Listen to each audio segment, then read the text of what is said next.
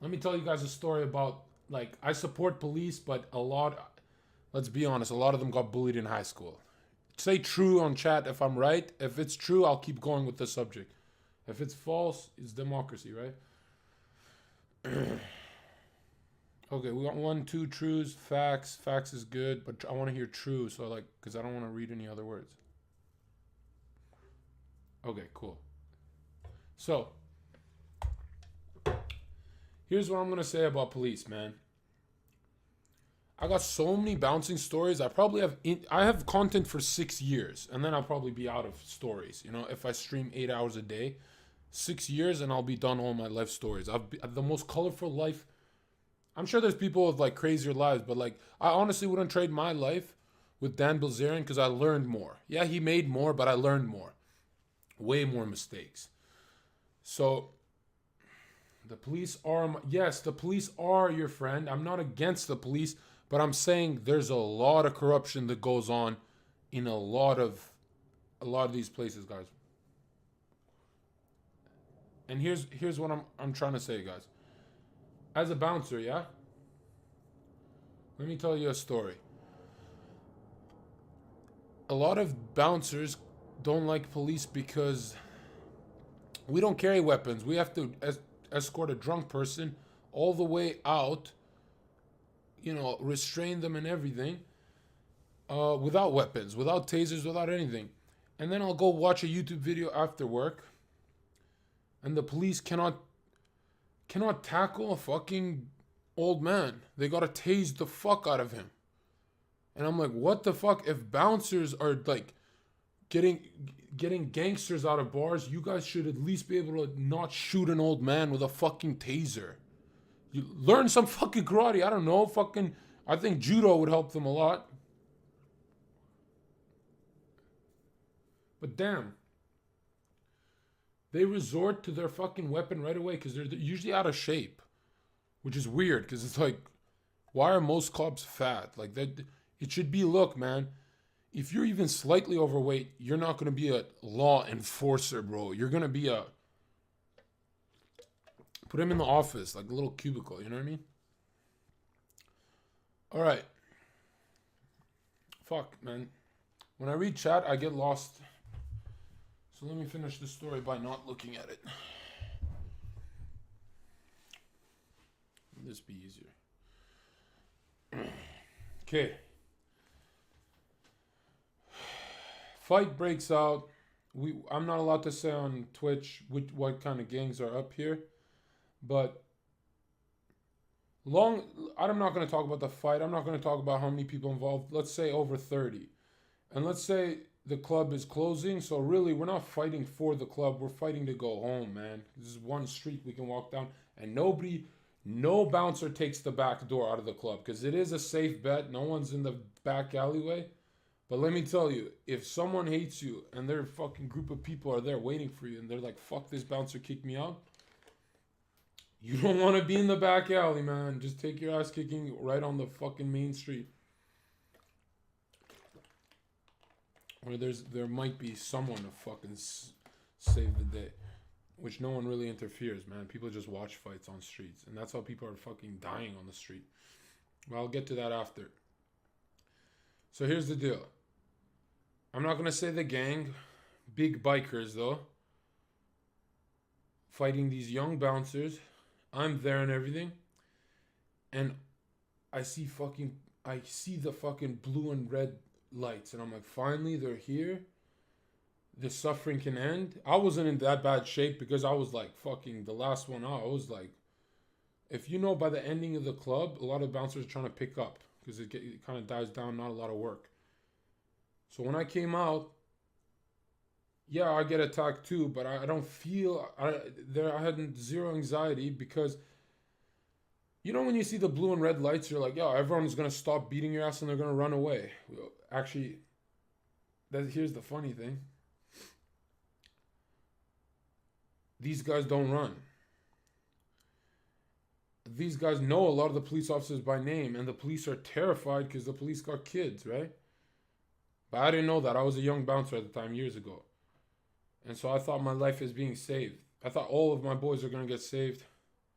because the civilians on the street just watching, and they're afraid to film. Nobody films when it's gangsters because it's like, yo, then they'll get it. So look, man, I hear the sirens and shit. They're approaching quickly, yeah? And it's not just me. Even the older bouncers thought we were getting saved. As soon as they come, the car goes, and there's about four chargers. They use chargers up here, right? As the brawl's happening, nobody's stopping. Everyone's drunk. They don't even realize there's cops. I think only the doormen that are the most sober ones there, only they get it. And so, finally, I'm waiting for that, the door open. I want to hear that door open on the police car, right? I hear nothing. But the wheels stop spinning. You heard that they're here. They're on the scene. Everything's going great, right?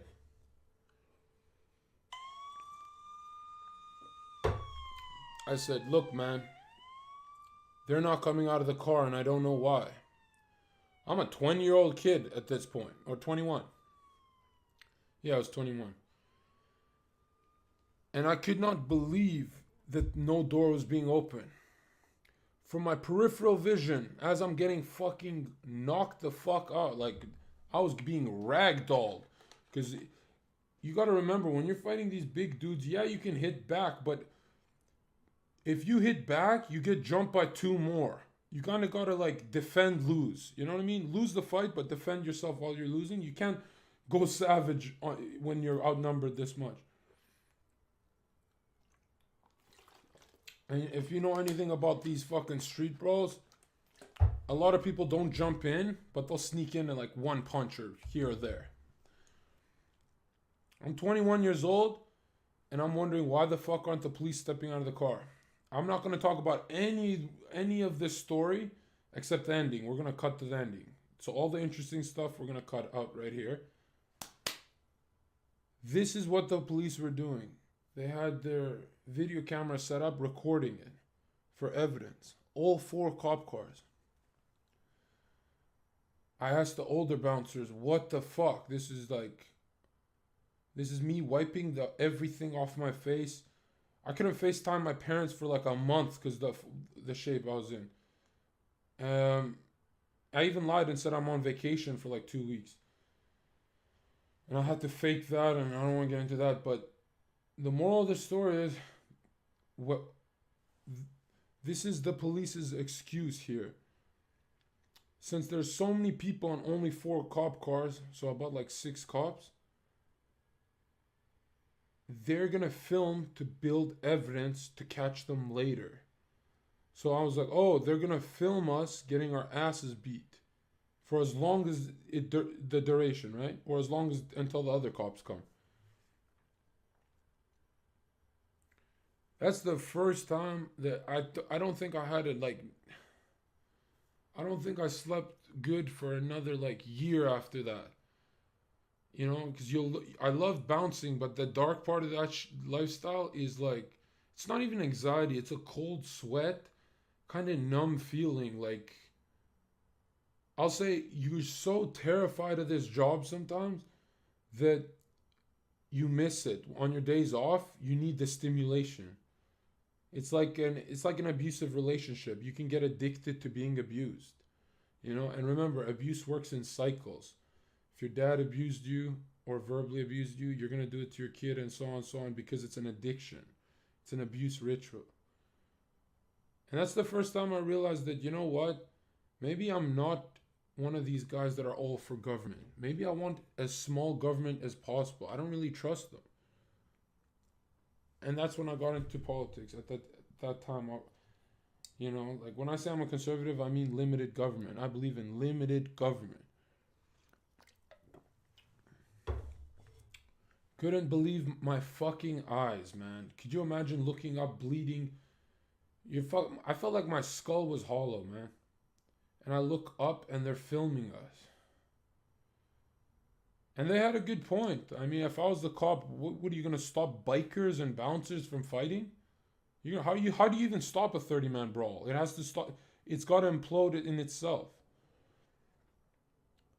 But fuck, man, there's so much of this story I have to delete off my tongue. Fuck, man.